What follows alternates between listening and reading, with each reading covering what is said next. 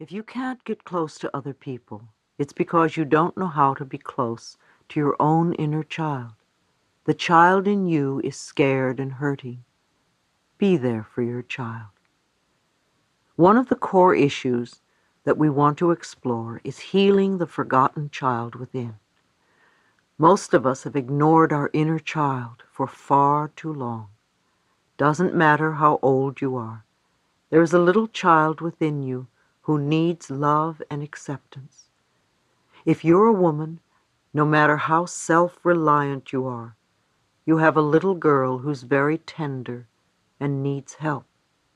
And if you are a man, no matter how macho you are, no matter how old you are, you still have a little boy inside of you who craves warmth and affection.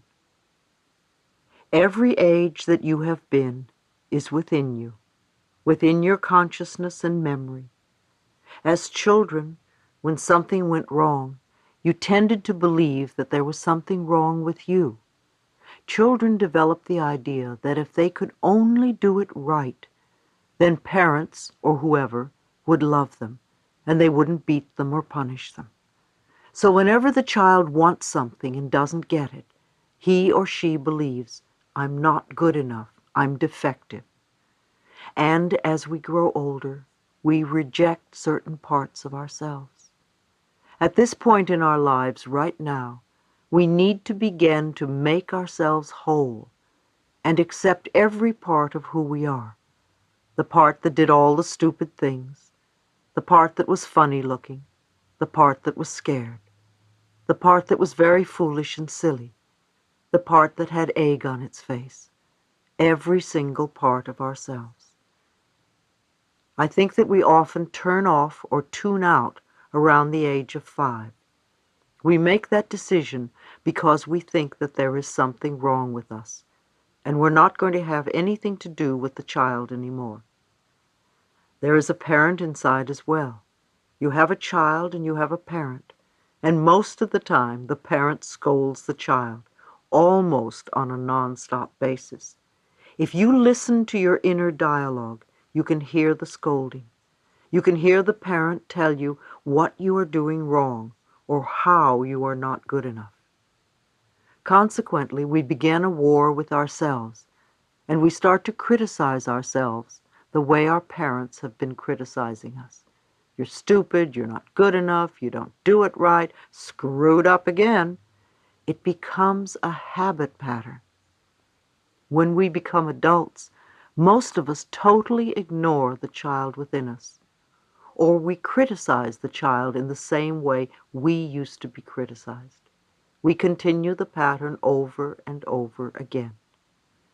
I once heard John Bradshaw, author of several marvelous books on healing the inner child, say that each of us has 25,000 hours of parent tapes within us by the time we are adults.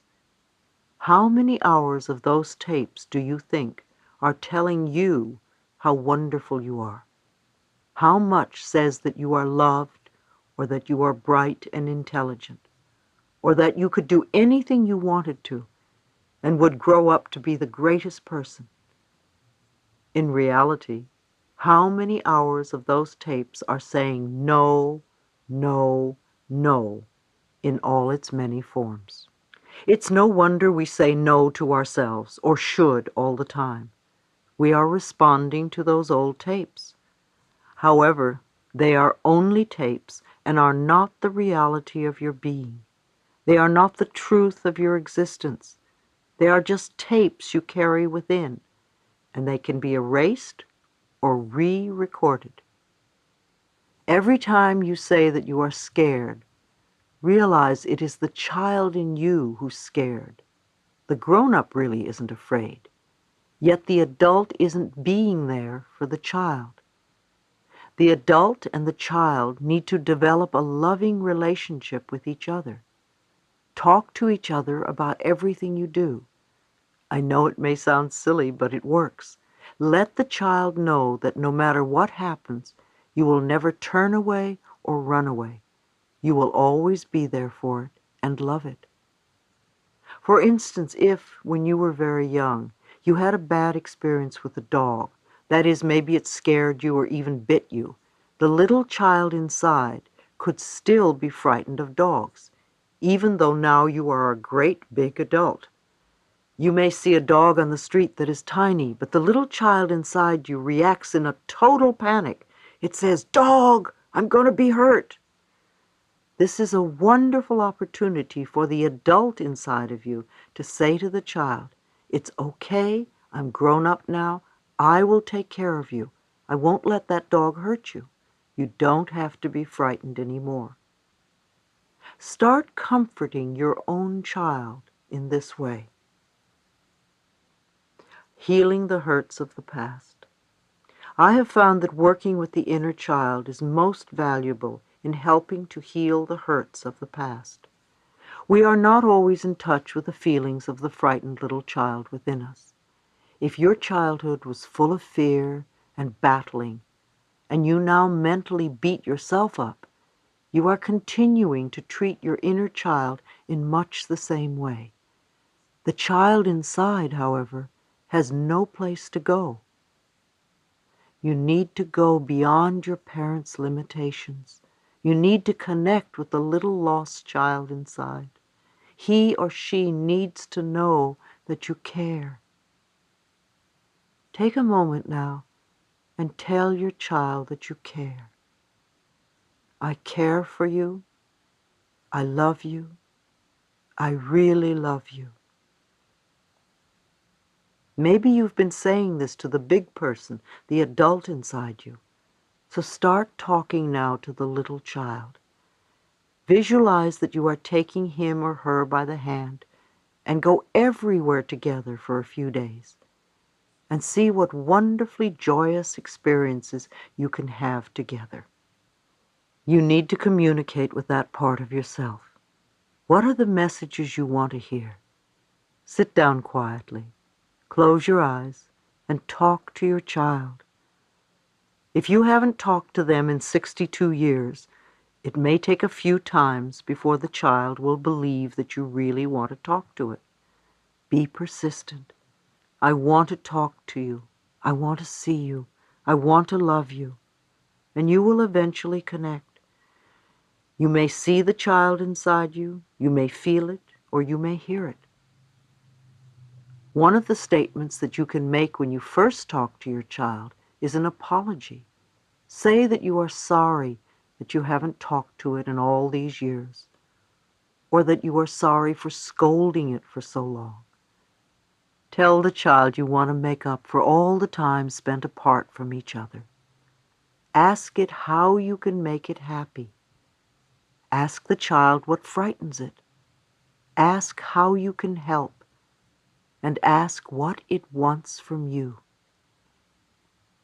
Start out with simple questions, and you will get the answers. What can I do to make you happy? What would you like today? For instance, you can say to the child, "I'm going to work. What do you want to do?" They may answer, "Go to the beach." The communication will have begun. In your mind's eye, see them going to the beach and having fun. Be consistent. If you can take just a few moments a day to begin to connect with the little person inside of you, life is going to be a lot better. Communicating with your inner child. Some of you may already be doing inner child work. There are many books on the subject, and many workshops and lectures are given about it.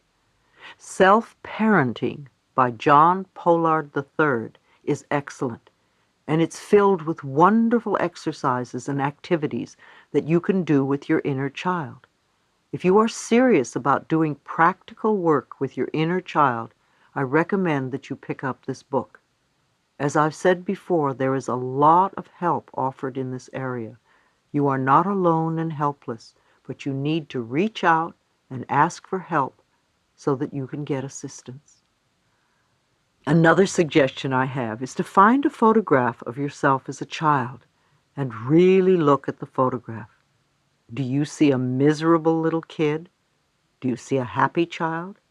Whatever you see, connect with it.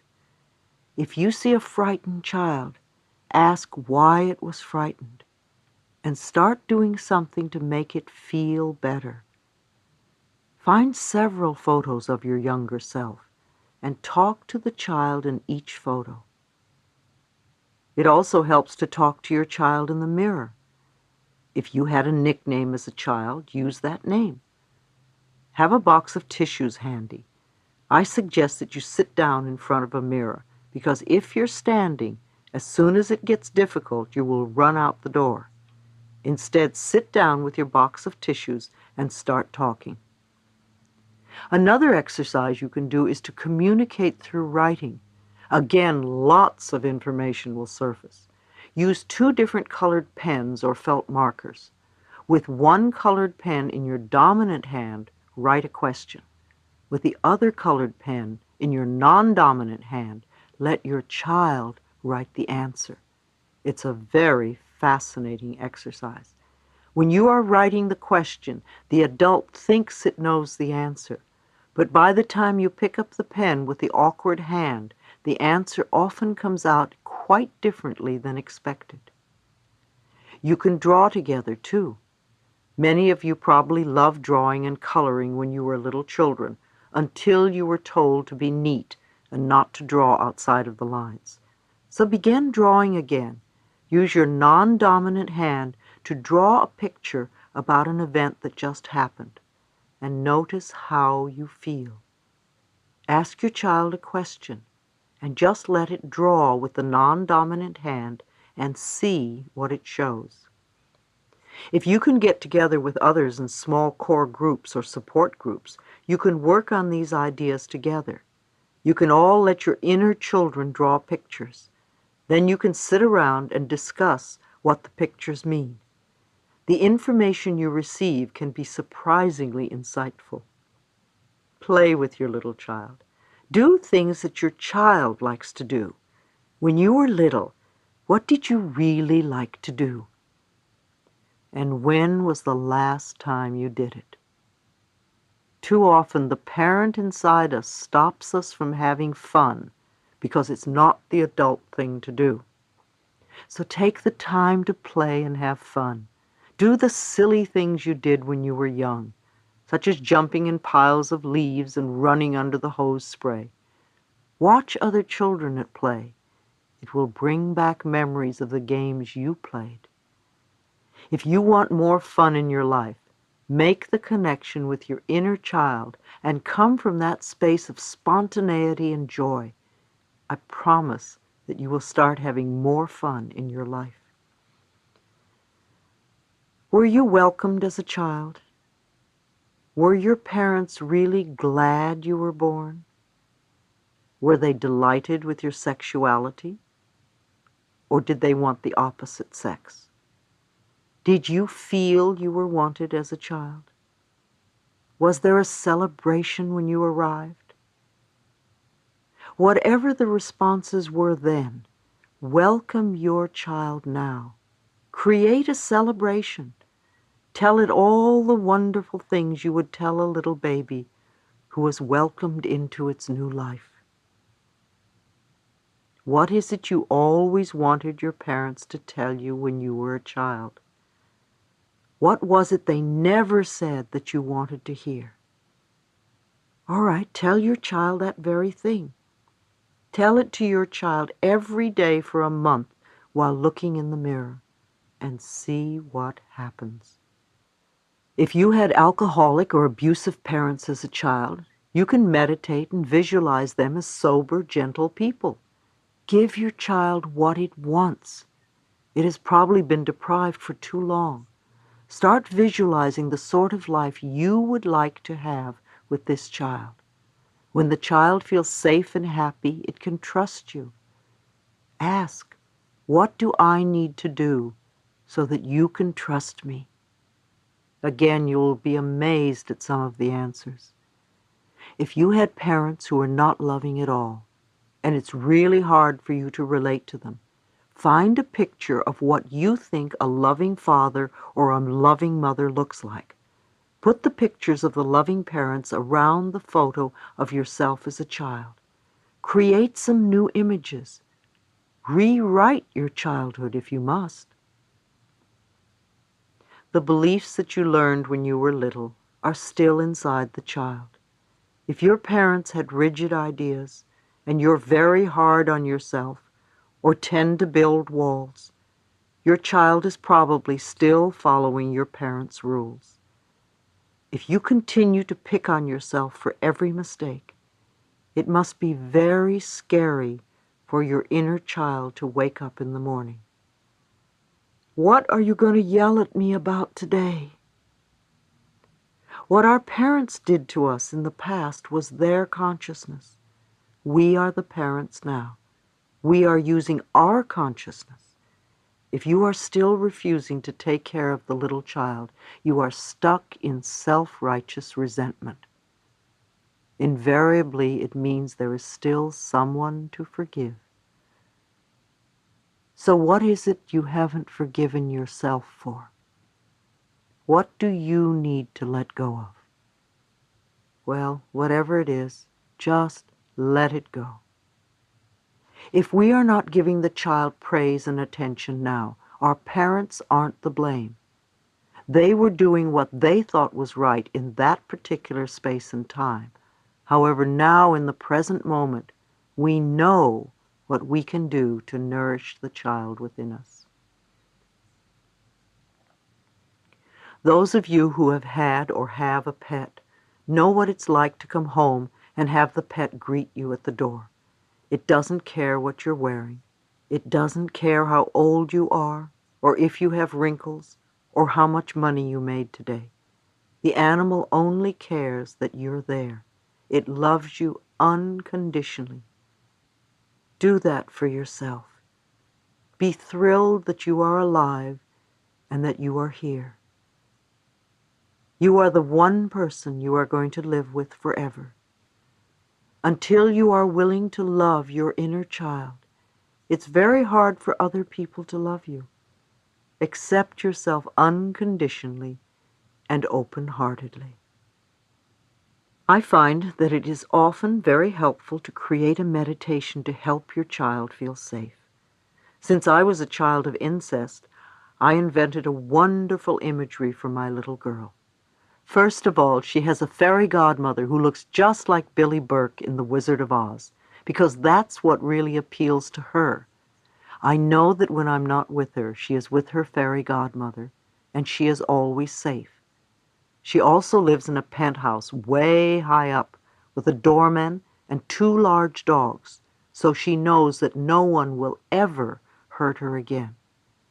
When I can make her feel absolutely safe, then I, as the adult, can help her to release the old painful experiences. There was a time recently when I got off center and cried for 2 hours. I realized that the little child in me suddenly felt very hurt and unprotected. I had to tell her that she wasn't bad or wrong, rather that she was reacting to something that had happened. So as quickly as I was able to, I did some affirmations and meditated, knowing that there was a power far greater that would support and love me. After that, the little girl didn't feel so afraid and alone. I'm also a great believer in teddy bears. When you were very little, often your teddy bear was your very first friend. It was your confidant because you could tell it all your secrets and troubles, and it never snitched on you. It was always there for you. Take your teddy bear out of the closet now and let your child have it once again, or buy a new one. I think it would also be marvelous for hospitals to supply teddy bears in all the beds, so that when the little child in us feels alone and frightened in the middle of the night, they could have a teddy bear to hug. The many parts of you. Relationships are wonderful, marriages are wonderful, but the reality is they are all temporary. However, your relationship with you is eternal. It goes on forever. Love the family within you, the child, the parent, the teenager, and your own adult. Remember, there is a teenager inside you too. Welcome that teenager. Work with the teen as you work with the little child. What were all the difficulties that you went through as a teenager? Ask your teen the question that you ask your child. Help the teenager through the intimidating episodes and apprehensive moments of puberty and beyond. Make these times okay. Learn to love your teenager as you learn to love your child and yourself. We can't love and accept each other until we love and accept that lost child within us. How old is the little lost child within you? 3, 4, 5? Usually the child is less than 5 years old, because that is generally when the child shuts down out of the need to survive. Take your child by the hand and love it. Create a wonderful life for you and your child. Say to yourself, I'm willing to learn to love my child. I am willing. The universe will respond. You will find ways to heal your child and yourself. If we want to heal, we must be willing to feel our feelings and move through them to the other side for the healing. Remember, our higher power is always available to support us in our efforts. No matter what your early childhood was like, the best or the worst, you and only you are in charge of your life now. You can spend your time blaming your parents or your early environment, but all that accomplishes is to keep you stuck in victim patterns. It never helps you get the good you say you want. Love is the biggest eraser I know. Love erases even the deepest and most painful memories, because love goes deeper than anything else. If your mental images of the past are very strong, and you keep affirming it's all their fault, you stay stuck. Do you want a life of pain or one of joy? The choice and power are always within you. Look into your eyes and love you and the little child within.